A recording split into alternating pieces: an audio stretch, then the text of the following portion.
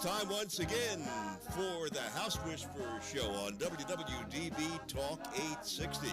I'm Barry Reisman, inviting you to stay tuned for expert advice about maintaining your house from the roof to the basement, featuring professional home inspector Jack Milne, who tells us that every house has a story. And we did a show last week with a bunch of stories about Jack himself, trials and tribulations of being a home inspector, and Jack has many more stories on today's show. Jack, good morning. How you doing today? I'm great, Barry, and I had a lot of fun last week. That was great. It was wonderful. Yeah, putting this show together. I'm glad it was you, not me, doing all crawling into those spaces and up on the roof. It's amazing. I feel like a cat sometimes where I have 9 lives, and I don't know how many I've used up so far, but I still hope I have a few left. and folks, that's what I wanted to touch on today, is just a continuation of multiple chapters in my life as I help my clients, be they buyers, sellers, investors, old home people, just understand what they're buying. But my doctor says, he goes, how do you stay in shape? And I say, well, I go to work. And it is a very physical job. It's a very mental job. And that's what I like about it, because even though my company's looked at 72,000 properties, everyone is different. And that's why I like this tagline with Barry, that every house has a story, because they all do. And my buyers are different all the time, too, so they're going in nervous, with anticipation. We spent 20 minutes in this house, Jack. All of a sudden, there's a signed agreement of sale. Now, what did we buy? And that's my role, to kind of ease the pace a little bit, get them calmed down, and let's see what they did buy. But, again, every house has a different scenario. And some I remember like they were yesterday. Of course, some others have faded in the past. But before we kick into trials and tribulations of a professional home inspector, why don't we thank our sponsors? Because, again, without them, I wouldn't be able to chat with you today. So today we'll talk about Borough Exterminating, Rob Bruno, out of Glen Olden, Pennsylvania. Again, excellent third-generation company, and they focus on termite and radon testing. They're true professionals, and if anybody has to get a treatment or a service contract, please reach out to them at 610-586-5640, and their website is boroughexterminating.com. BrainFlushGear.com, we're going to change them around a little bit. Again, anything that's weird, eclectic, and you want to make it your own, why don't you reach out to these folks? And their email is contact@brainflushgear.com. Again, I've been working with them for over 20 years, and I've got some pretty cool things that we always talk about for our motorcycle jaunts, and Kevin puts them together, so God bless them. Bucksmont Inspections, Rob Bowie. Anything, again, that deals with on-site sewage systems. Rob is a sewage control officer. He was on the board of the Pennsylvania Septic Management Association. Folks, if you have an on-site sewage system in your yard, this is the best guy around. So why don't you reach out to him at 215-669-4213 or bucksmontinspections.com. Pest Blaster. Radon testing, mold testing, wood-destroying insect evaluations, as well as pest removal. So if you're hearing woodpeckers or you're hearing scratching under your deck, I don't know if I'd put my face too low to take a look under there and see what's going on. But if you know you got a critter, call Pest Blaster at 215-295-5555, and their website is pestblaster.com. And I always finish with Tri-County Inspection Company. I started Tri-County in 1985. 30th year of serving the public, and I love it every day. We offer narrative reports. We have 4 excellent home inspectors, and they're there to help you decide if you've made the right purchase or not. We can be reached at 215-295-2030, 609-882-5188 in North Jersey. How about South Jersey, 856-853-4224. And our website, check us out, please, is at tcinspect.com. I can tell you, as my business is up and cranking, it's April. A week or so ago, we did 41 property evaluations. We're busy, and I'm sure other home inspection companies are busy. But when I did a first-time home buyer seminar a few weeks ago, over 95% of all home buyers are getting their properties inspected. So not bad for the American Society of Home Inspectors, who formed in 1978. So pretty neat stuff. So let's email box, guys. I can't do it this week. Again, I got too many stories to tell. But don't forget to email me at thehousewhisperershow@gmail.com.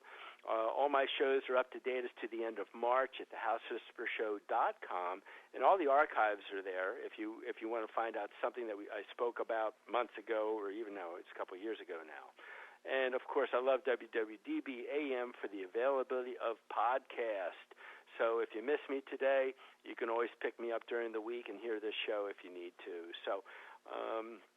So let's get into it. I love it. Last week, we only got up to Chapter 5, and the last story was about the meat salesman who tried to blame me for ruining his meat, and he just wanted to have a good week. So we were able to help him out and shut him down. We're up to Chapter 6, the water valve. Jack, you will be inspecting a house with the water turned off. If you can't turn it on, I will. Now, one thing that home inspectors never like to do is turn valves, because you honestly don't know when the valve was turned last. And it's like the old moral of the story with the meat locker. You know, if I touched it last and he's accusing me of ruining his food, then I've got to kind of set the record straight. So I said to the realtor, okay, if it's an empty home, go ahead, you go in, you turn the valve. I'm going to start with the clients outside. So the realtor went down. He turned on the water main. He came outside with us. We spent, and on average, maybe 15 minutes outside going over every exterior component, from the roof to the foundation and everything in between. Barry, that sounds like your line, doesn't it? Yes, it does. And when we came back into the house, you could hear water running, like very close to the entry door, and it was a two-story colonial. We walk around the corner from the living room and hear the dining room ceiling is on the floor, and water was just gushing from a cold water pipe. So I kind of took control here. I ran back downstairs. I turned the water main off. We have good representation with a company called ServPro. You probably have seen their names in the paper, yes, and on TV.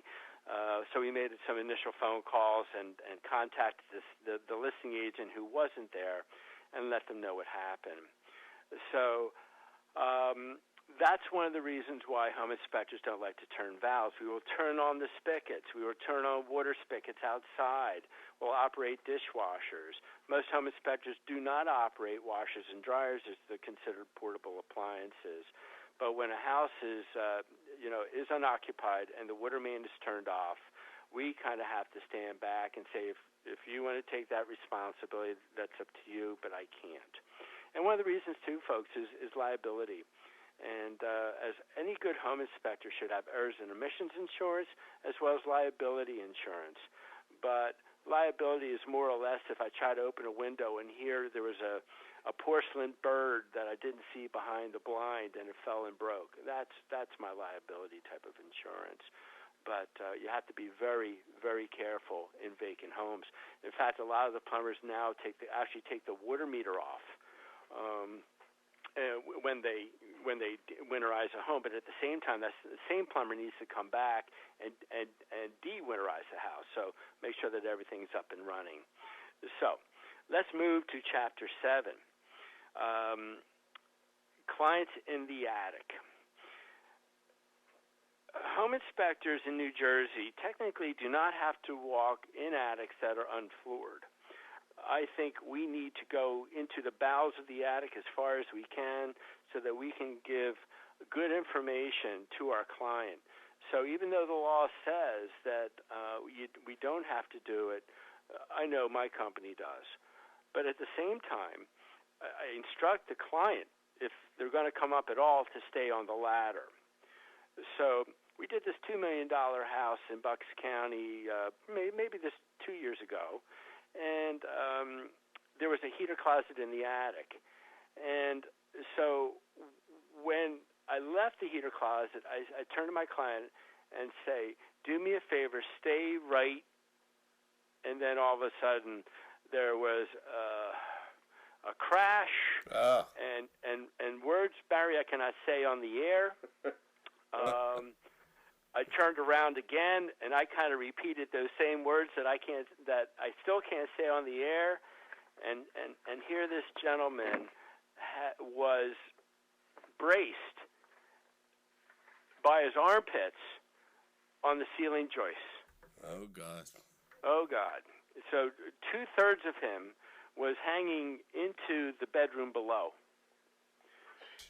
So you can't really pull a man up who weighs about 200 pounds. You have to let him go.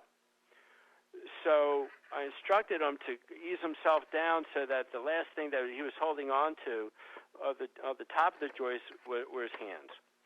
And then, fortunately, 8-foot ceiling, so by the time he hit the bedroom floor, he was only about 2 feet, from the floor. So he goes, I'm so embarrassed. I said, listen, let me handle it. So the folks, the sellers were downstairs, and I came down. I said, listen, we have an issue. I said, unfortunately, the buyer stepped in an area of the attic that he doesn't belong, and he fell through fell through the ceiling. He's okay. He's not hurt. But, from talking to him, he has agreed that, I can give him the name of an excellent sheetrocker and a painter, and we can make the ceiling look as good as new. So the moral of that story is if you're a client and you're not familiar with walking in an attic, please don't go in your attic because it can lead to trouble. So, Barry, I'm going to do chapter 9, and then we'll break for a quick commercial. Okay. All right, let's see. Chapter 9. The panel box. Well, you know what? Well, let me do this one. Jack, do you check the operation of the fireplace damper? And you do operate the flue, am I correct? So I'm doing this house in Yardley, only about maybe 10 to 15 minutes of where I reside, and it was during the winter months, and the seller was there. Everyone was really cordial, buyer and seller talking in the family room, and I'm checking the firebox out. It looked pretty good, no need for maintenance. And then I open up the damper, and I look up, and I see a pair of eyes. Oh, boy. So sure. I quickly closed the damper. Then I turned to the seller. I said, "You have something in your fireplace," and he goes, "Oh, what was it?" I said, "Well, I didn't have time to ask, but you have to get rid of it, whatever it is." So again, you always kind of stand back when you open up a damper, because I have been in a situation where birds have flown out, bats have flown out. So my moral of this story is put a chimney cap on your fireplace flue, because you don't know what critter or insect or whatever else you may pick up that you weren't counting on.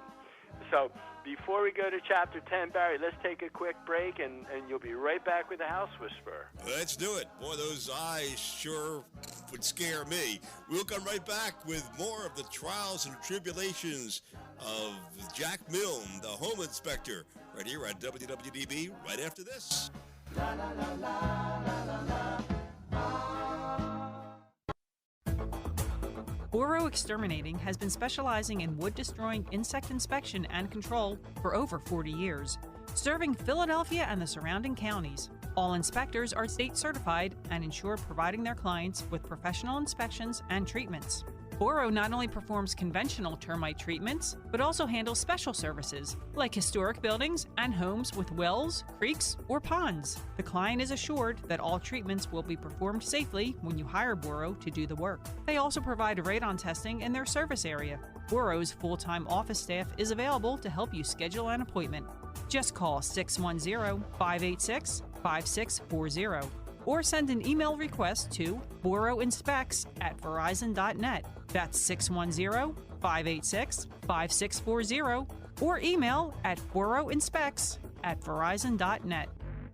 Specially created t-shirts by BrainFlushGear.com offer the extreme sports enthusiast an opportunity to have a clothing line available that suits their sport. BrainFlushGear.com understands that when we get the moment where we can jump on our motorcycles, wave runners, surfboards, snowmobiles, or skateboards, it can be priceless. They offer custom artwork including silk screening, transfers, and embroidery. Speak to one of their consultants today and they'll help you create your own Brain Flush. Visit BrainFlushGear.com or email them at contact@BrainFlushGear.com. For your septic inspection and testing needs, please consider Bucksmont Inspections. They've been serving the Bucks and Montgomery County areas for over 15 years. As members of the Pennsylvania Septic Management Association, the Pennsylvania Association of Sewage Enforcement Officers, and the Pennsylvania Association for Professional Soil Scientists, Bucksmont Inspections can inspect your existing septic system or test for your new septic system placement. Please call Rob Bowie at 215-669-4213 and say you heard their ad on the House Whisperers show.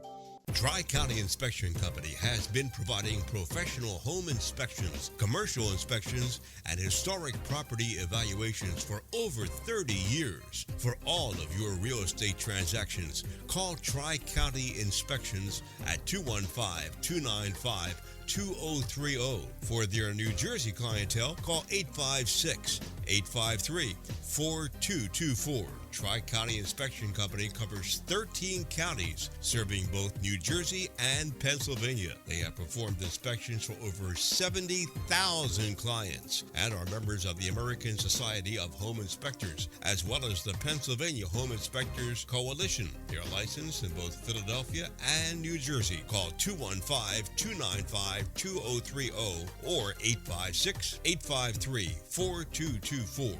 As the summer months quickly arrive and the temperatures gradually rise, so do the odds of all those filthy and unwanted critters invading your home like rodents, roaches, termites, and flies. Oh my!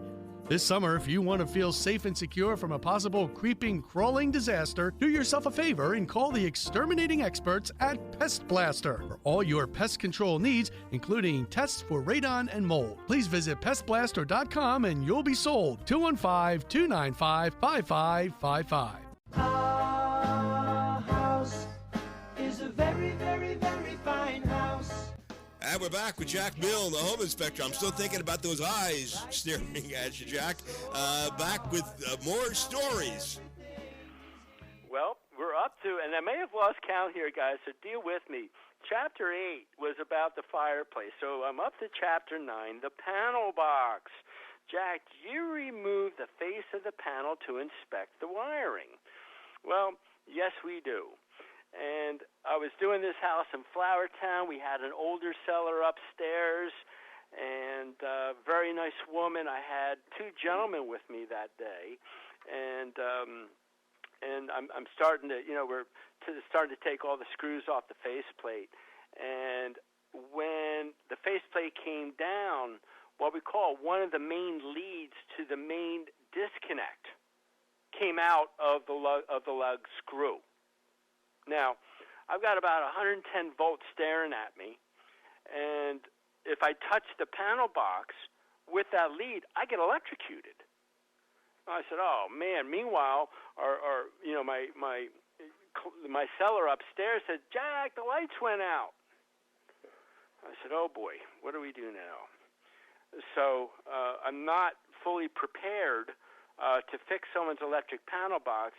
And touching a 110 leg with 240 volts.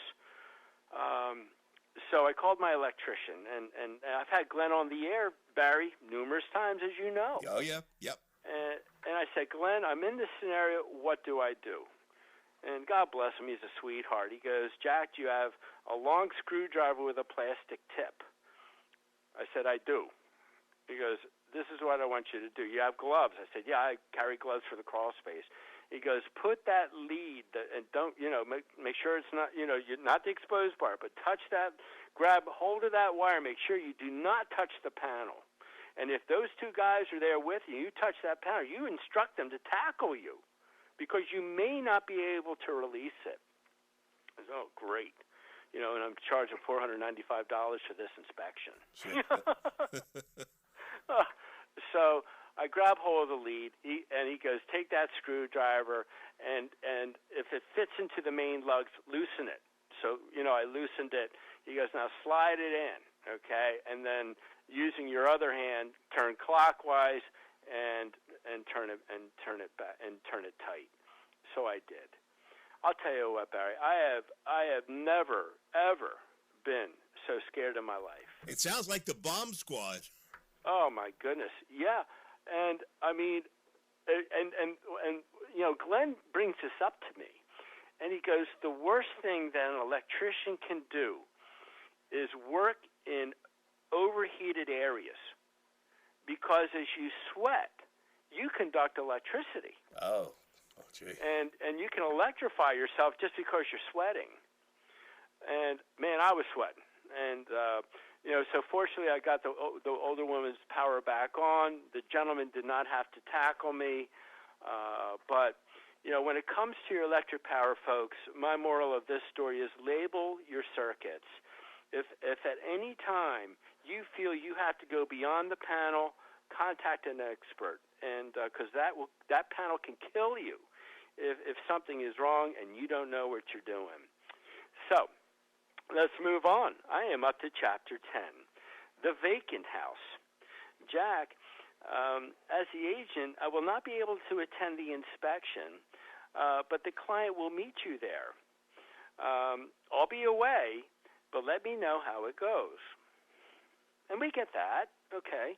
So, we carry lock boxes and with permission, we get the codes to open the door. Now, this property was in West Philly, and it's one of these big old 3-story booming roof systems. And so I knocked on the door. Of course, that's a courtesy. I always make sure, even if it's vacant, I knock on the door. And when I did, I heard some scrambling. Oh no! All right. So I knocked on the door again, and nobody came to the door at this vacant home. So I took I took out my combination. I opened the door, and Barry, I had maybe 7 or 8 squatters. Oh, gee. That were in the house. My client's with me. What do you do? To me, it was, and I hate the sound, but it was almost like, you open up the door and you see roaches or rats. You got people that you don't know what are doing there, and you don't know if you're in harm's way or not. Yeah. So, we just said, listen, you've got to leave the premises now. If you don't, I'm dialing 911, and they will be here. So, God bless, they left. We found out how they came in was through a broken window, which I'm sure they broke. And we don't know how long they had been there, but that one was kind of freaky for me. So we went ahead and I called the listing agent because she was not there. My agent, the selling agent, was on vacation, so I really had no one to reach out to. So we kind of took the bull by the horns and reported what we could. So again, if you're visiting a vacant property, if it's not in the best part of town, my suggestion there, folks, is always go with a realtor and protect yourself because you don't know, especially if the property's been vacant for a long time. Chapter 16, or chapter, excuse me, I'm at 11. I have a dear friend of mine. His name is Neil Kugelman. He works for a fairly large real estate company in Philadelphia, and he's been a dear friend of mine since the 70s. And I'll tell you, folks, if you ever want a good realtor, Neil, I'm giving you a little plug here, buddy. His number is 215-431-5095. And he does a lot of properties in the Chestnut Hill and Germantown areas. And I always joke with Neil because there's been this thing that I call the Kugelman approach. The Kugelman approach means that I have to use at least 3 ladders to get up to the roof line, because those homes in Chestnut Hill and Germantown are tremendously high. So there's times where I'll take my 32-foot ladder, and that'll put me against the porch. I then haul up the 32-foot ladder to get to the area above the front angle bay, and then I use my extension ladder to go from the angle bay to the roof.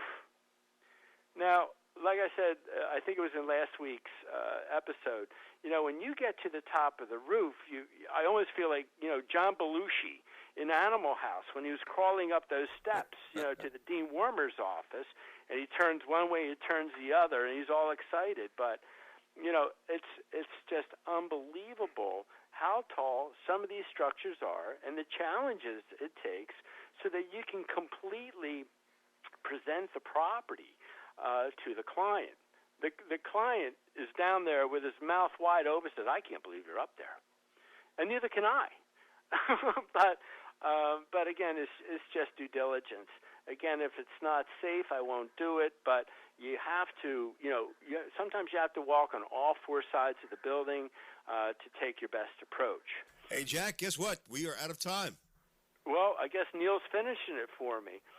So I think we're going to do this again, Barry. I'm going to, dive into, my chapters. I'm going to complete this book at some point. But as it is Sunday, please spend time with friends and family, and I'll see you next week on the House Whisperer Show. Another great show. I am just all ears on this, and I can't wait till you do the next one. Tune in again next week for another exciting edition of the House Whisperer Show with professional home inspector Jack Milne. You heard some of his trials and tribulations. What a bunch of stories. To listen to previous programs, or if you have any questions, visit thehousewhisperershow.com. And we are also on TuneIn Radio and your iHeartRadio apps. We are everywhere. This is Barry Reisman, and thank you so much for listening to the House Whisperer Show on WWDB.